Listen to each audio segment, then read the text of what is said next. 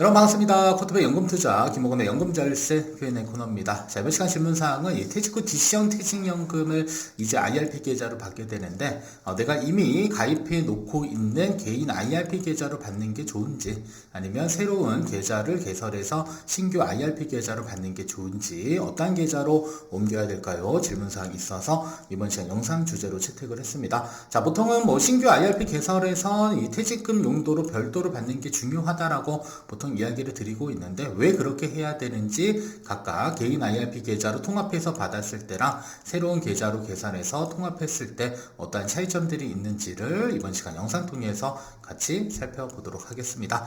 자, 그리고 현재 연금투자 진단 서비스 관련돼서 저희가 이벤트를 진행을 하고 있습니다. 그래서 내가 일반 계좌와 절세 계좌에서 내 투자 성향에 맞게 잘 운영이 되고 있는지 그리고 각각의 자산 배분의 비율은 적당한지에 대한 부분들 여러분들 선착순 100명에 한해서 이렇게 투자 진단 리포트를 보내드리고 있습니다. 그리고 신청하시면 15분 정도 리포트에 대한 상담도 같이 진행하고 있으니까 많은 참여와 관심 부탁드리고 신청하는 방법은 댓글에다가 남겨두었습니다. 그래서 댓글을 통해서 신청해 주시면 좋을 것 같습니다. 자, 그러면 구독자분의 댓글 질문사항 있어서 한번 읽어보고요. 그 다음에 정답을 찾아보도록 하겠습니다. 자, 현재 DC형 퇴직연금을 운용 중에 있습니다. 미래에셋증권에서 운용하고 계신 것 같고요.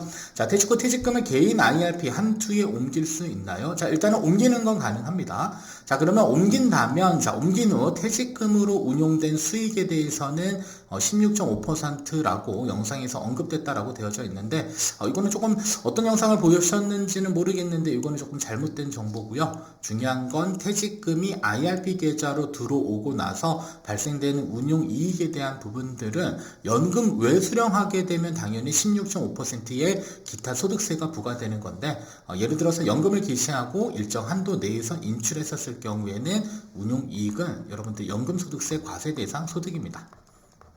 자, 그러면 여기서 말하는 연금소득세는 연금소득세율이라고 하는 게 있어요. 그래서 55세부터 70세 사이 구간에서는 5.5%, 그리고 70에서 80세 구간에는 4.4%, 그리고 그 이후에는 3.3%의 세율로 부과된다라고 보시면 되겠고요. 자, 그리고 DC형 퇴직금을 IRP 계좌를 하나 새롭게 만들어서 옮기는 게 나은 건지, 기존의 IRP 계좌로 옮기는 게 나은지도 궁금합니다라는 질문 사항입니다. 자, 그러면 첫 번째로 우리가 한번 예측해 볼 수 있는 건 이미 가입한 IRP 계좌로 이 DC형 퇴직금을 입금하게 되면 이때는 소득 원천이 다양해집니다. 자, 일단은 첫 번째로는 통합하기 이전에 예를 들어서 세액공제 미적용 납입액은 없다라고 가정하고요. 그러면은 어떠한 소득 원천이 포함되냐? 바로 세액공제 받은 금액과 운용이익에 대한 부분만 있게 되고 해당 계좌는 모두 다 연금소득세 과세 대상 계좌로 볼 수가 있습니다. 다만 IRP 계좌와 퇴직금을 통합해서 만약에 입금 받게 되면요. 일단은 세액공제 적용받지 않는 납입액은 없다라고 가정하고요. 이때는 퇴직금이 입금됐으니까 이 계좌 안에는 이제는 과세 이연된 퇴직 소득이 들어오게 되고요. 그리고 원래 개인 IRP 계좌에 있던 세액공제 받은 금액과 운용이익이 포함되어져 있는 형태들입니다. 자, 그리고 운용이익에 대한 부분들은 사실 세액공제를 적용받지 않는 납입액에도 운용이익은 쌓이게 될 거고요. 자, 과세 이연된 퇴직소득에도 운용이익은 쌓이게 될 거고 세액공제를 적용받은 금액에 대해서도 운용이익은 쌓이게 됩니다. 그리고 이 운용이익은 모두 다 나중에 인출되게 되면 조건 충족 시 연금소득세 과세 대상이다라고 보셔야 되겠고요. 자, 그리고 뒤에 가면 제가 이제 연금 수령 한도를 한번 비교를 해볼 건데 그냥 예시로 넣어놨어요. 그래서 과세에 이연된 퇴직소득은 2억 원으로 일단 한번 예시를 뒀고요. 그리고 세액공제 받은 금액은 5천만 원, 거기에서 발생된 운용이익은 5천만 원 이렇게 해서 전체 3억 원의 평가 금액에 대한 부분들을 현재 보유하고 있음을 예시로 일단 들을 거니까 뒷부분에서 꼭 기억을 해주시면 좋을 것 같습니다. 따라서 통합을 하게 되면 사실상 세액공제 받은 금액과 운용이익이 원래 소득 원천인데 여기에 뭐가 더 포함된다? 과세 이연된 퇴직소득이 추가적으로 포함되게 되는 구조가 되겠습니다. 자, 그러면 이러한 소득 원천에 따른 퇴직소득세는 다음과 같습니다. 먼저 첫 번째로는 과세 이연된 퇴직소득. 일단은 퇴직소득세 과세 대상 소득이 될 거고요. 그 다음에 세액공제 받은 금액 5천만원, 운용이익 5천만원 이런 부분들은 모두 다 연금소득세가 과세되는 재원입니다. 그래서 연금계좌의 평가이익은 일단은 전체 3억 원이에요. 이거 2억 원이 아니라 전체 3억 원 가정하고요. 다만 얘를 각각 받을 건지 아니면 한꺼번에 받을 건지에 따라서 한쪽의 계좌에 2억 원 또는 1억 원이 있을 수도 있고요. 한쪽으로 모두 다 받았을 경우에는 연금계좌 평가액은 3억 원이 될 수도 있다라고 보셔야 되겠습니다. 자, 그리고 이러한 소득 원천에 따라서 인출 순서도 이미 결정이 나여져 있기 때문에 사실상 통합했었을 경우에 가장 먼저 빠져나가는 것은 과세 이연된 퇴직소득이 일단 가장 먼저 인출되게 되고요. 자, 그리고 나서 퇴직소득 2억 원이 모두 다 빠져나가게 되면 그 다음부터는 세공제 받은 금액과 운용이익이 인출되게 됩니다. 자, 근데 여기서 변동사항이 있는 건 당연히 운용이익에 대한 부분들은 변동이 있을 거고요. 나머지 과세 이연된 퇴직소득, 세액공제 받은 금액은 나중에 연금을 개시하게 되면 얘네들은 바뀔 리가 없습니다. 어차피 고정값이고 운용이익에 대한 부분만 계속적으로 바뀔 것인데 중요한 건 운용이익과 세액공제 받은 금액은 모두 다 연금소득세 과세 대상 소득으로 보게 됩니다. 자, 그러면 하나의 계좌로 통합했을 때 연금 수령 한도는 일단 예상평가액 3억 원에서요. 수령 연차는 1년차로 가정을 했습니다. 그래서 3억 원 나누기 11-1에 1.2배수를 곱하게 되면 연금 수령 한도는 3,600만 원이 됩니다. 자, 그러면 여기서 말하는 연금 수령 한도 3,600만 원은 일단은 첫 번째로 어디에서 빠져나가냐? 과세 이연된 퇴직 소득에서 먼저 인출되게 됩니다. 그래서 올해 3,600만 원 인출되고 여기에 퇴직 소득세율이 있을 거예요.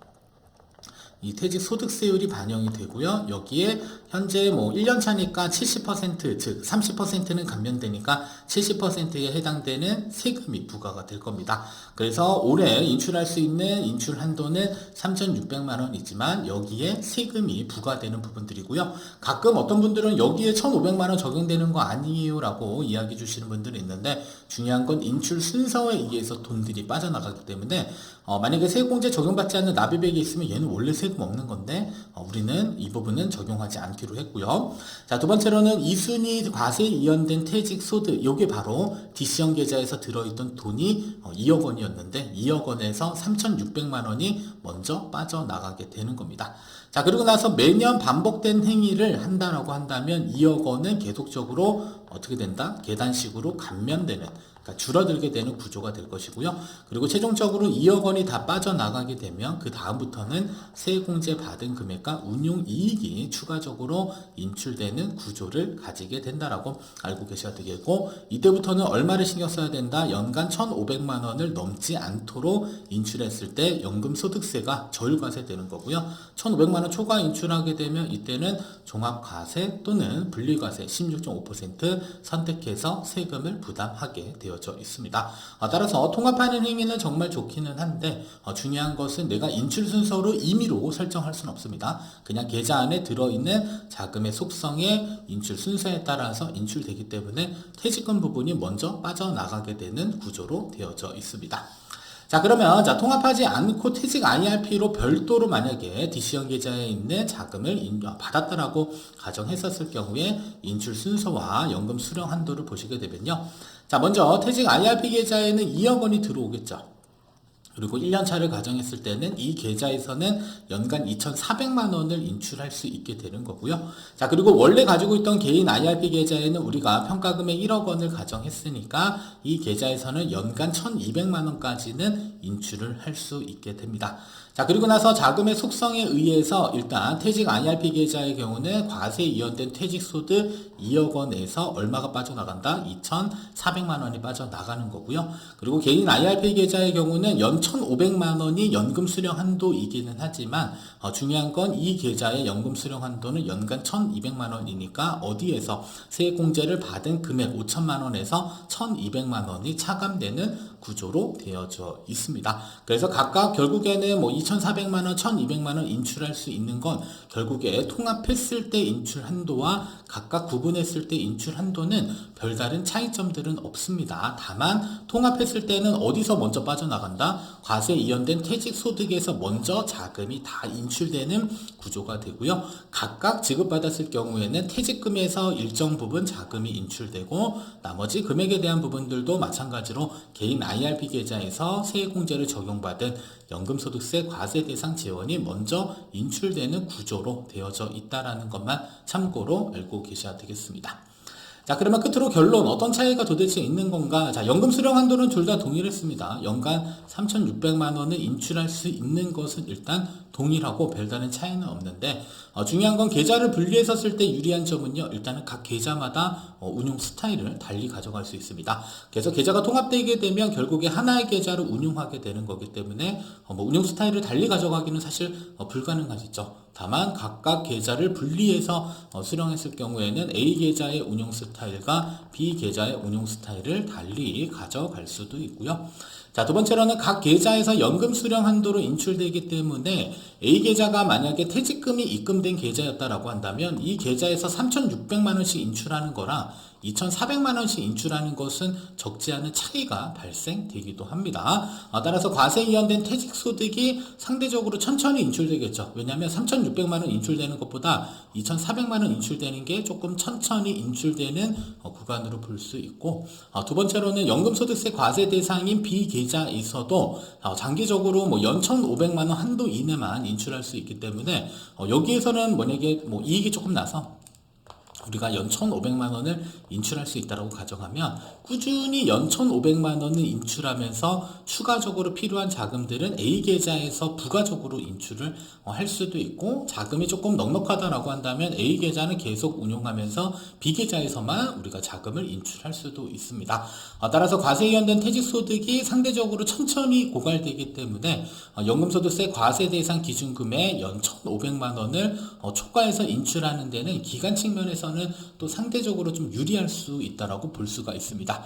자, 왜냐하면 3,600만 원을 과세 이연된 퇴직소득에서 많이 인출하게 되면 생각보다 자금의 고갈 속도가 빨라질 수도 있습니다. 보통 우리가 장기 투자했었을 때 고려할 수 있는 부분들은 사실 투자 수익률에 대한 부분들도 있으나 중요한 건 평균 수익률이기 때문에 평균은 길면 길수록 더 단단해집니다. 따라서 너무 빨리 많은 자금을 인출하게 되면 생각보다 빠른 속도로 고갈될 수 있기 때문에 각각의 계좌로 나눠서 인출하는 게 어떻게 보면 수령 기간을 늘리는 데도 도움되기도 하고요. 그리고 개인 IRP의 경우는 결국에 연간 1,500만 원을 초과해서 인출했었을 때 세금 부담이 늘어나는 경우가 있잖아요. 근데 우리가 퇴직금에서 몽땅 다 자금 빼고 그 다음에 나머지 2억 원이 인출된 다음에 우리가 세액공제 받은 금액 혹은 운용이익에서 인출했을 때는 결국에는 연간 1,500만 원을 초과해서 인출할 수 없게 됩니다.